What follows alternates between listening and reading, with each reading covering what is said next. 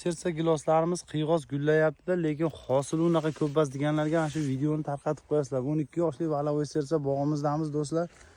Buni olganini qarang, hosilini. Quyib yuborgan gilos, o'sha tepalari ham egilib yotibdi. Shoxlari egilib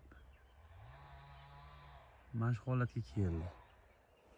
O'zi valavoy sersa gilosi hech qanaqa bir Yevropa giloslaridan qolishmaydi. Tovarning kачествоsi ham, transportabilnosti ham, kalibri ham muammo yo'q u gilosda, xudo xolasa. Bitta hech qanaqa changlatuvchi ham yo'q. Mana yonidagi daraxtlardan ko'rsatib o'taman. Bitta bu tuppas, hamma tupda shunaqa bo'ladi. Bargidan mevasi ko'p, xudo xolasa. Uni qarang. Hosilganini.